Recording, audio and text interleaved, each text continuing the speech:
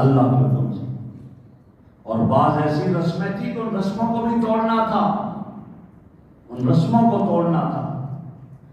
میرے آقا صلی اللہ علیہ وسلم کی جب شادی حضرت خدیجہ سے ہوئی، حضرت خدیجہ رضی اللہ تعالیٰ عنہا نے ایک غلام آپ کو دے دیا، اس کا نام زید بن حارثہ تھا، اور وہ کہنے لگی اپنے غلام سے آج کے بعد تو میرا غلام نہیں، آج کے بعد تو محمد عربی کا غلام ہے صلی اللہ علیہ وسلم، ان کا غلام ہے۔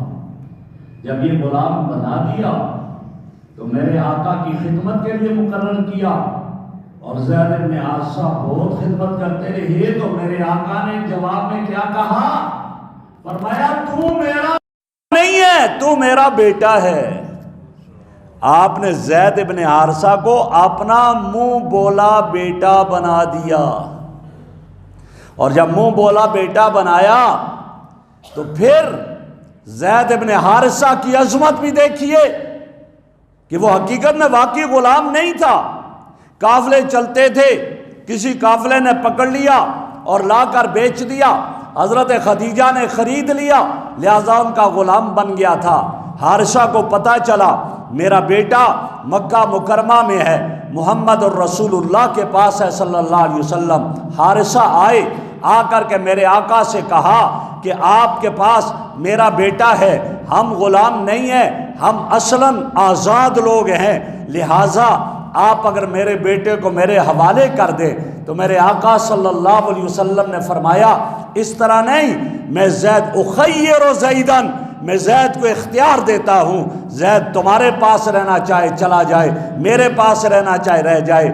زید ابن حارثہ کے باپ حارثہ نے کہا یہ آپ نے بڑا اچھا فیصلہ کیا، جا کر اپنے بیٹے سے کہا بیٹا اتنے عرصے سے غائب، تیری ماں رو رو کر آنکھوں کی بینائی جا رہی ہے، میں خود آج تک روتا رہا، اب پتہ چلا ہمارے ساتھ چلو نا۔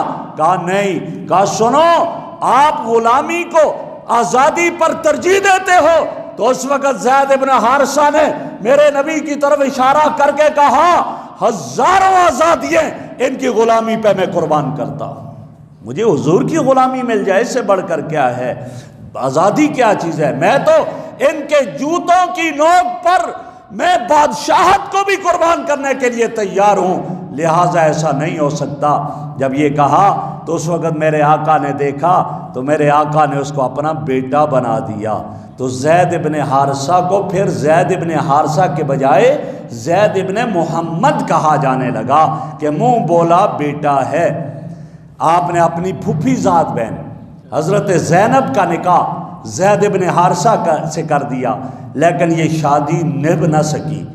زید ابن حارثہ نے حضرت زینب کو طلاق دے دی، تو اللہ کا حکم ملا کہ آپ نے زینب سے نکاح کرنا ہے میرے، اور کیوں؟ رسم کو ختم کرنے کے لیے۔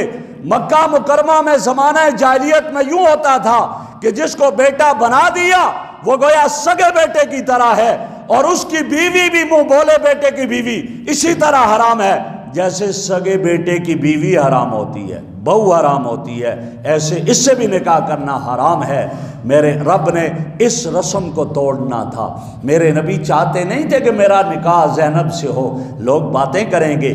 آپ یہ نہیں چاہتے تھے کہ حضرت زید ان کو طلاق دے، لیکن زید نے طلاق دی اور حکم ملا آپ ان سے شادی کرو۔ یہاں ایک بات میں ضرور عرض کروں گا، آج ہمارے معاشرے میں کیا ہوتا ہے، جی میں نے اس کو اپنی بہن بنا دیا، دفتر میں بہن بھائی بن گئے، آفس میں بہن بھائی بن گئے، یہ تو میری بہن ہے، بس میری بہن ہے تو اس سے میرا کیا پردہ۔ میرے بھائی یہ منہ بولی بہن ہے، اس سے پردہ ہے۔ آج منہ بولی بہن ہے، کل کیا کچھ ہو جائے گا کچھ پتہ نہیں۔ یہ میری بہن ہے، موٹر سائیکل پر پیچھے لے کر جا رہا ہے آفس میں اور آفس سے واپس لے کر آ رہا ہے، یہ میری بہن ہے۔ یہ بہن نہیں ہے، مسلمان کا بھائی ہے، لیکن پردہ اسے ہے۔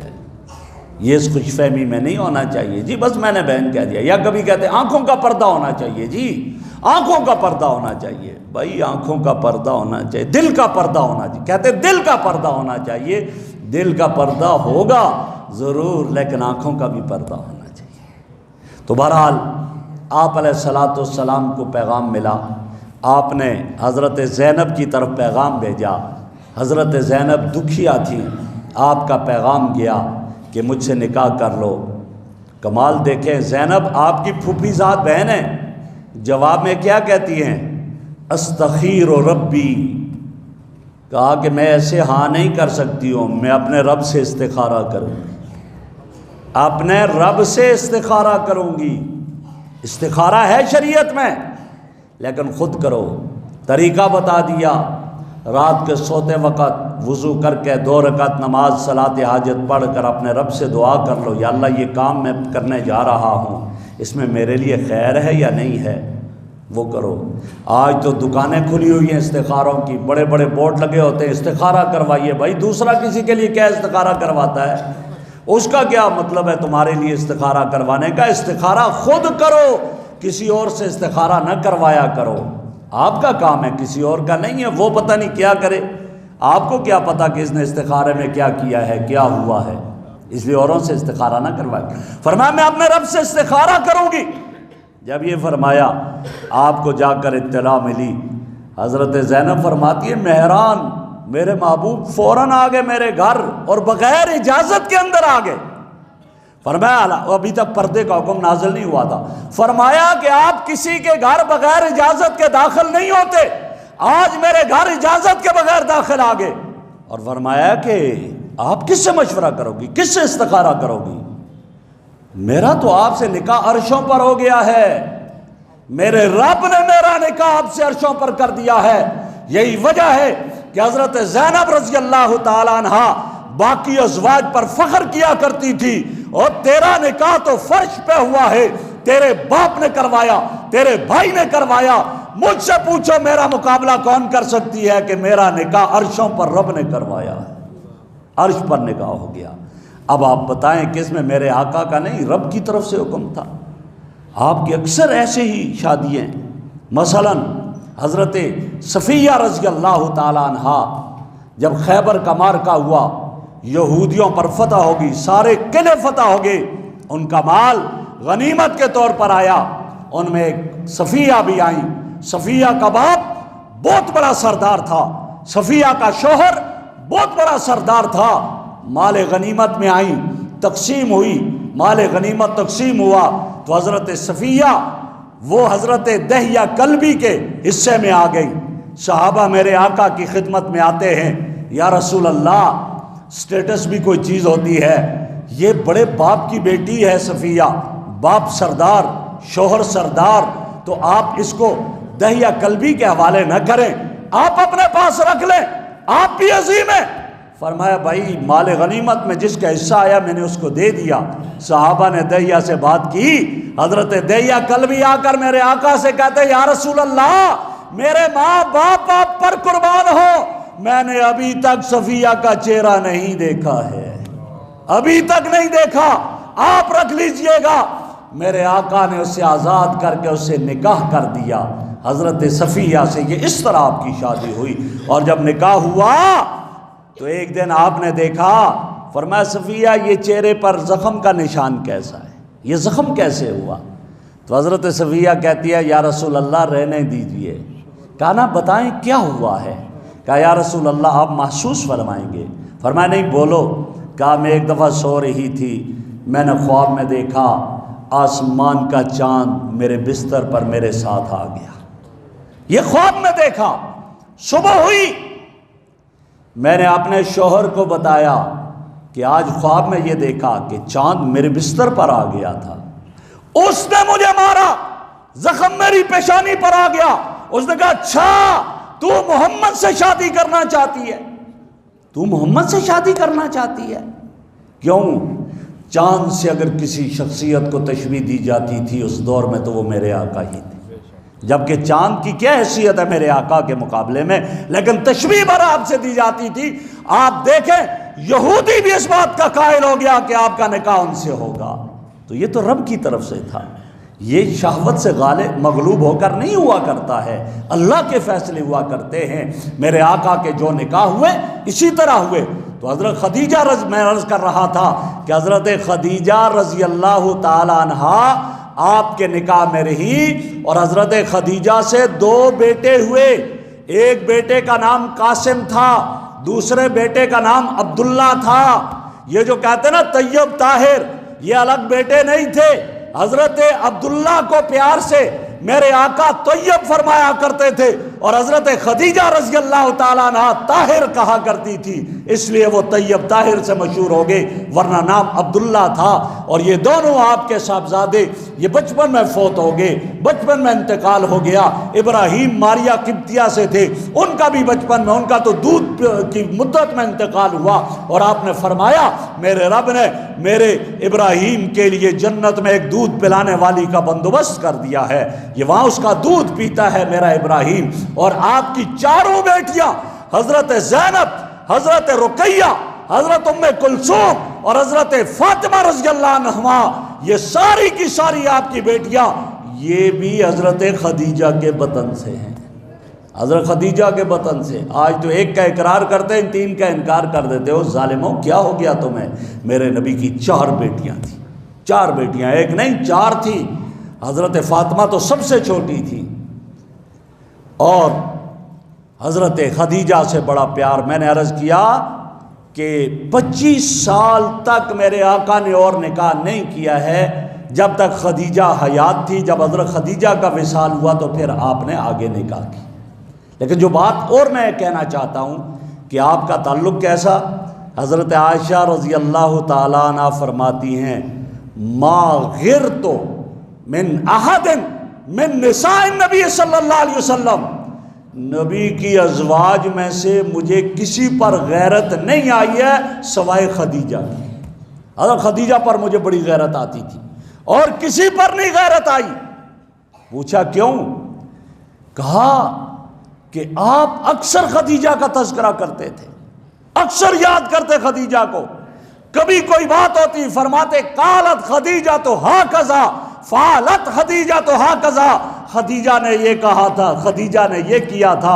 اور جب کوئی آپ کے پاس ہدیہ آتا فرماتے یہ خدیجہ کی سہیلیوں کے پاس بھیج دو، یہ خدیجہ کے خاندان والوں کے پاس بھیج دو. ہر وقت اس کا تذکرہ ہوتا تھا. تو ایک دن میں نے عرض کی، میں نے کہا آقا کیا ماجرا ہے؟ خدیجہ تو آپ کے نکاح میں آئی، بیوہ تھی، 2 شوہر پہلے جا چکے تھے. میں آپ کے نکاح میں آئی، میں بالکل دوشیزہ آپ کے نکاح میں آئی، کنواری آپ کے نکاح میں آئی. آپ ہر وقت خدیجہ کا تذکرہ کرتے ہیں، اس کو یاد کرتے ہیں. تو میرے آقا نے جواب میں فرمایا عائشہ تمہیں کیا پتا، آج تو تم اس وقت تو میرے پاس ہو کہ جب میں گھر آتا ہوں تو مجھے تحفے ہدیے پیش کیے جاتے ہیں، لوگ میرا استقبال کرتے ہیں. میں خدیجہ کو کیسے بلا سکتا ہوں؟ اسلمت اولا، سب سے پہلے مجھ پر اسلام لانے والی خدیجہ ہے. اور جب میں گھر سے نکلتا تھا لوگ مجھ پہ پتھروں کی بارش کرتے تھے، تیر مارتے تھے، راستے میں کانٹے بچھاتے، میرا جسم زخمی ہو جاتا، خون بہ رہا ہوتا. اور جب گھر آتا تھا تو خدیجہ ہی مرم پتی کرتی تھی. میرے ساتھ اسلام کے پھیلانے میں خدیجہ نے بڑا تعاون. یہ نہیں ہو سکتا ہے میں خدیجہ کو بلا دوں. حضرت خدیجہ رضی اللہ عنہ سے آپ کا نکاح. اور پھر میں نے عرض کیا کہ آپ کی ازواج اور ابھی نبوت آپ کو نہیں ملی تھی، اعلان نہیں ہوا تھا. تو ایک واقعہ پیش آ گیا مکہ مکرمہ میں. مکہ کے لوگ کہنے لگے بیت اللہ بہت پرانا ہو گیا، بوسیدہ ہو گیا، اس کو گرا کر دوبارہ تعمیر کرتے ہیں. کمیٹی بنائی گئی اور اس کمیٹی میں یہ ہوا، یہ کہا کہ ہم فنڈ جمع کریں گے، لیکن فنڈ میں بیت اللہ کے فنڈ میں حلال کا پیسہ لگائیں گے، حرام کا پیسہ نہیں. کون کہہ رہے ہیں؟ کافر کہہ رہے ہیں، حرام کا نہیں لگائیں گے، یہ کہہ رہے ہیں. اور خود تشریح کرتے ہیں حرام کا پیسہ کون سا ہے. تو کہتے ہیں کہ یہ عورتیں جو پیشہ ور ہوتی ہیں، زنا کے پیسے آتے ہیں، یہ پیسہ اس میں ہم نہیں لگائیں گے. ایک دوسرا کون سا کہا نہیں لگائیں گے؟ انہوں نے کہا سود کا پیسہ نہیں لگائیں گے. کون کہہ رہے؟ کافر کہہ رہے ہیں. اس دور کے کافر ولید ابن مغیرہ، عتبہ، شیبہ، ابو جہل، ابو لہب کہتے ہیں کہ ہم سود کا پیسہ اس میں نہیں لگائیں گے. زنا کا پیسہ نہیں لگائیں گے اس کو۔ وہ سود کو اگرچہ حرام نہیں سمجھتے تھے لیکن کہتے برا ہے۔ میرے تو آپ کے ملک کی حکومتیں بھی سود کے لیے جو ہیں، جب سود کے خلاف عدالت فیصلہ سنا دے تو رٹ دائر کر دیتی ہیں اس کے خلاف۔ ہمارے حکمرانوں کا یہ حال ہے، اور اس وقت کے کافر یہ کہتے ہیں کہ ہم اس میں حرام کا پیسہ نہیں لگائیں گے، برا سمجھتے تھے، چوری کا پیسہ نہیں لگائیں گے، یہ کیفیت ہوا کرتی تھی۔ اور میرے اور آپ کے ہاں تو سود کا پیسہ ہم جب لاتے ہیں تو مولوی صاحب سے کہتے ہیں کہ مولوی صاحب یہ سود کا پیسہ، پہلے پوچھتے ہیں، مسئلہ پوچھتے ہیں، جی لگے گا سود کا پیسہ لگے گا مسجد میں؟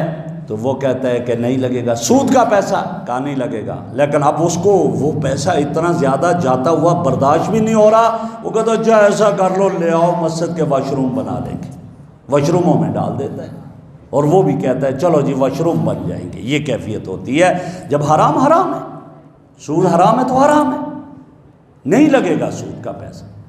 تو بہرحال میں یہ عرض کر رہا ہوں، انہوں نے یہ فیصلہ کیا۔ اچھا، بیت اللہ کی تعمیر تو پہلے حضرت ابراہیم علیہ السلام نے کی تھی، پتھروں سے تھی، اور مکہ کے لوگ پتھروں سے گھر بنانا نہیں جانتے تھے، وہ مٹی کے گھر بناتے تھے اور پتھروں کی تعمیر نہیں کر سکتے تھے۔ اللہ نے کیا صورتیں بنائیں؟ ایک شخص آ گیا قبطی قبیلے کا، اس نے کہا میں پتھروں کی تعمیر کرتا ہوں، تو کہنے لگے اللہ کو پسند ہے کہ یہ بیت اللہ بنے۔ اب کتنا پیسہ ہے دیکھا، کہا یہ پورا بیت اللہ نہیں بن سکتا اس سے، لہٰذا حرام کا پیسہ اس میں نہیں لگائیں گے، ایسا کرو بیت اللہ کو تھوڑا چھوٹا کر لیتے، حتیم کا حصہ نکال دیا۔ پہلے دیوار باہر سے تھی، اب انہوں نے اندر دیوار کر لی، کہا حتیم کو اتار دیتے، اس لیے حتیم کہا جاتا ہے۔ اب تھا لکڑیاں اس پر، شاہتیر لگیں گے، کہاں سے لکڑی لائیں، نہیں مل رہی۔ اللہ کا کرنا یہ ہوا کہ جدہ میں دریا سمندر کے پاس جو ہے وہ ایک بہت بڑی کشتی آ کر جو ہے وہ خشکی میں چلی گئی، اور وہاں سے اس کو نکالا اور اس کی لکڑیاں خرید لی انہوں نے۔ اب لکڑی بھی مل گئی، مستری بھی مل گیا، کہا اب تو اچھا ہو گیا۔ اب فیصلہ ہوا جی اس کو گرائے، کون گرائے اس کو؟ تو ولید ابن مغیرہ کافروں کا سردار تھا، وہ کہنے لگا بھائی بات سنو، میں بوڑھا ہوں، کوئی جوان نہ آگے جائے، میں جاؤں گا، اگر مجھے کچھ نہ ہوا تو اس کا مطلب اللہ راضی ہیں، اس کو گرا دیں گے، اور اگر مجھے کچھ ہوا تو باقی بچ جاؤ گے۔ کہا ٹھیک ہے۔ ولید ابن مغیرہ بیت اللہ کی دیوار پہ چڑھا، اندر دیکھتا ہے بہت بڑا اژدہا بیٹھا ہوا ہے، گھبرا گیا، واپس ہو گیا، کہا بھائی ہم دیواریں گرا بھی دیں، اندر اژدہا ہے، پھر کیا کریں گے، رہنے دو۔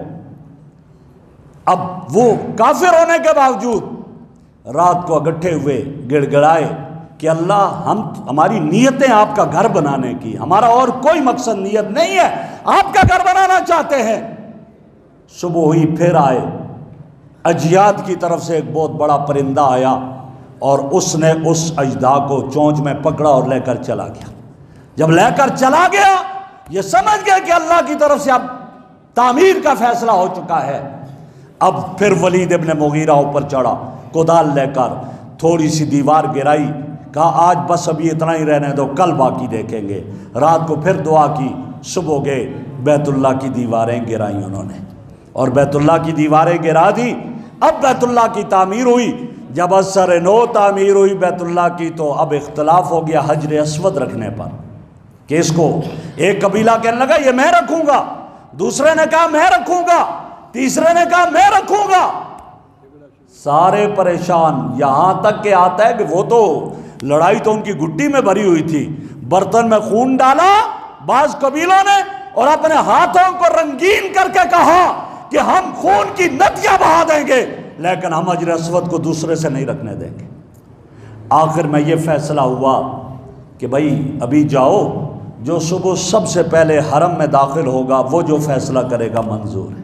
چلے گئے، صبح یہی ولید ابن مغیرہ آیا تو دیکھا میرے محبوب حرم میں سب سے پہلے تشریف فرما تھے، آپ عبادت کرتے تھے آقا، رات کو بھی آپ کو دیکھا، سب نے کہا امانت دار آ گیا، سچائی کا لمبردار آ گیا، اس سے بڑھ کر اور کون ہے، جو فیصلہ کرے منظور ہے۔ میرے آقا کی بصیرت دیکھیے، میرے آقا کی حکمت دیکھیے۔ میرے آقا نے چادر بچھائی، اپنے ہاتھ سے حجر اسود کو اس پر رکھا، رکھنے کے بعد قبیلوں کو کہا، ہر قبیلہ اپنے سردار کو بھیج دیا گیا کہ اس چادر کو اٹھا کر وہاں لے کر کے جہاں حجر اسود کو نصب کرنا تھا۔ آپ علیہ السلام نے نیچے چادر رکھوائی، فرمایا میں اب رکھ دوں یہاں پر؟ کہا رکھ دے۔ حجر اسود بھی میرے آقا کے ہاتھ سے نصب ہو گیا اور جھگڑا بھی ختم ہو گیا، اختلاف بھی ختم ہو گیا۔ یہ نبوت کے اعلان سے پہلے یہ کیفیت۔ تو جب میرے آقا کو اللہ نے اتنا نوازا، اتنی عزتیں اور اتنی عظمتیں دی، تو اب اس سے آپ اندازہ لگائے ہمیں تو ہمارے آقا محبت کا درس دے کر گئے، پیار کا درس دے کر گئے، لڑائیوں کو ختم کرنے کا درس دے کر گئے، جھگڑوں کو ختم کرنے کا درس دے کر گئے، اور مجھے اور آپ کو ایک سبق دے گئے ہیں۔ اگر میں اور آپ کی زندگی سے سبق حاصل کرنا چاہیں کہ میرا نبی نبوت کے اعلان سے پہلے بھی صادق اور امین کہا جاتا تھا انہیں، تو میں اور آپ اسی نبی کی امتی ہیں، تو میں اور آپ بھی سچائی کو اپنائیں، میں اور آپ بھی امانت کو اپنائیں، میں اور آپ بھی سود سے بچنے کی کوشش کریں، چوری سے بچنے کی کوشش کریں، ڈاکے سے بچنے کی کوشش کریں۔ ان بری عادات کو چھوڑیں گے، اچھی عادات کو اپنائیں گے، تو انشاءاللہ کل ہمارا بھی حشر امام الانبیاء حضرت محمد الرسول اللہ صلی اللہ علیہ وسلم کے ساتھ ہوگا۔ اللہ رب العزت سے دعا ہے کہ اللہ رب العزت مجھے اور آپ کو نبی اکرم صلی اللہ علیہ وسلم کی سچی اتباع نصیب فرمائے۔ وآخر دعوانا ان الحمد للہ رب العالمین۔